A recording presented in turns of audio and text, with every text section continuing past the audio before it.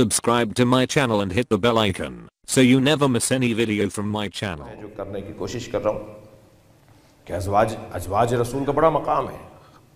میں بے احتیاط اور غیر محتاط لوگوں سے بھی مخاطب ہوں کہ گفتگو کرتے وقت اس بات کا خیال رہے کہ آپ کس کے باب میں گفتگو کر رہے ہیں. دماغ کا نہ ملنا اور ہے، بے احترامی اور ہے.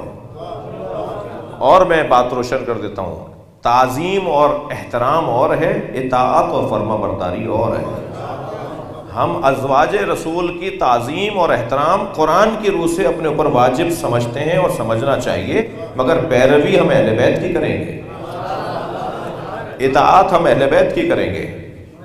بھائی تعظیم یوں تو یہاں تو خاص بات ہے، یہاں تو آیت موجود ہے، لیکن اگر روڈ چلتا ہوا کوئی جس کو آپ نہیں جانتے ہیں، اس کی بھی بے احترامی جائز نہیں ہے جی، اس کی بھی بے ادبی جائز نہیں ہے.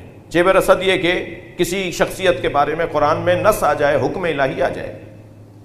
مگر میرا آپ سے سوال دوبارہ دہراؤں گا کہ ماں امت کی مائیں ہیں نا، تو ماں سے تو پردہ جائز ہے، یعنی پردہ ضروری نہیں ہے. بے پردگی یا ماں اگر بال کھولے بیٹھی ہے، چہرہ کھولے بیٹھی ہے بچوں کے سامنے، تو ماں ہے نا بھائی. تو کیا ازواج رسول کے ساتھ ایسا ہو جائے؟ تو قرآن کی صریح آیت موجود ہے کہ ایسا نہیں کرو. ماں ہے تو پھر یہ چیز کیوں جائز نہیں ہے؟ یہ تو گھر سے باہر نہیں جا سکتی، یہ تو نامحرم ہے. یہ نامحرم ہے ساری امت، اتنا ہی نامحرم ہے کہ نبی کے بعد کسی سے شادی نہیں ہو سکتی. یعنی عجیب حکم ہے ان کے لیے، خاص حکم ہے ان کے لیے. تو پھر کیسی ماں ہے یہ؟ تو بس عزیزان گرامی، تمام بزرگان دین اور مفسرین کا یہ نظریہ، سنی شیعہ کے ہاں یہ بیان کہ ماں کا مطلب صرف دو عنوانوں میں ان کو ماں کے عنوان سے یاد کرنا ہے. دو موضوعات میں انہیں ماں کے عنوان سے یاد کرنا ہے، ایک استحقاق التعظیم اور ایک تحریم النکاح. ان سے ماں کی طرح نکاح حرام ہے. صلوات پڑھے محمد وعلیہ.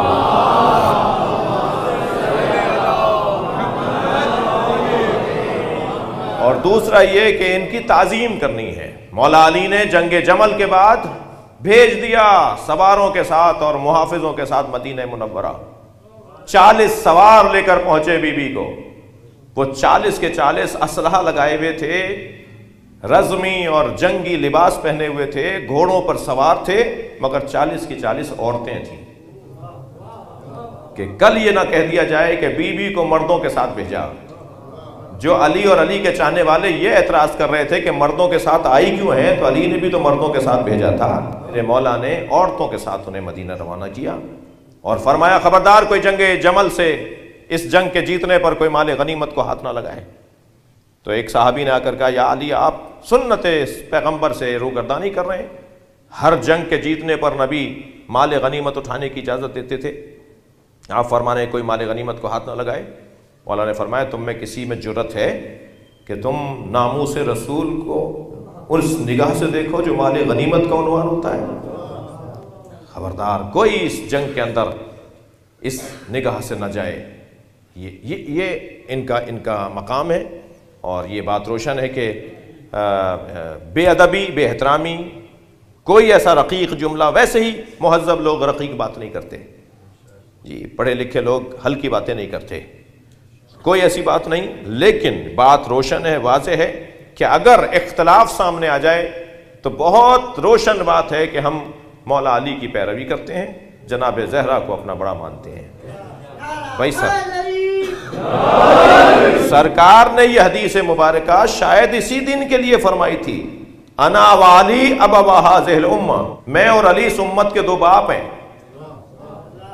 میں اور آپ مل کر سرکار کی خدمت میں کہیں یا رسول اللہ، دو باپ کی تعبیر تو معروف نہیں ہے، کسی کے دو باپ ہوں یہ تو معروف بات نہیں ہے، یہ تو مانوس بات نہیں ہے. یہ آپ کیا فرما رہے ہیں کہ میں اور علی اس امت کے دو باپ ہیں؟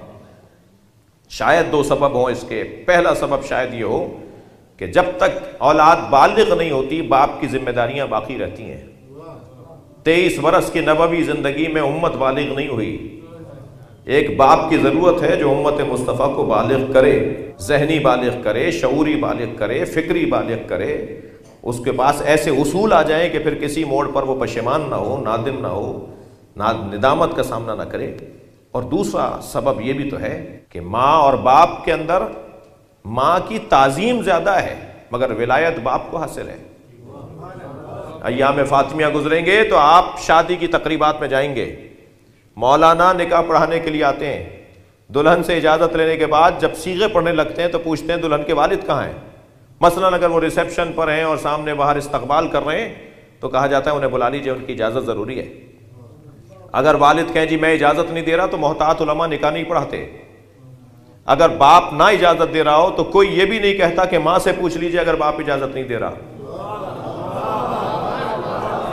ماں کے پیروں کے نیچے جنت ضرور ہے مگر ولایت باپ کو حاصل ہے۔ یہ جو سرکار نے فرمایا میں اور علی اس امت کے 2 باپ ہیں، شاید یہ فرمایا ہو کہ اگر کسی میدان میں کوئی ماں اس باپ کے سامنے آ کے کھڑی ہو جائے تو یہ مت دیکھنا کہ ماں کیا کہہ رہی ہے، یہ دیکھنا تمہارا باپ کیا کہہ رہا ہے۔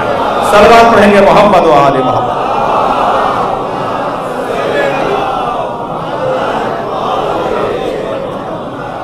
تو یہ بہت روشن عقیدہ ہے، بہت صاف ستھری بات کر رہا ہوں۔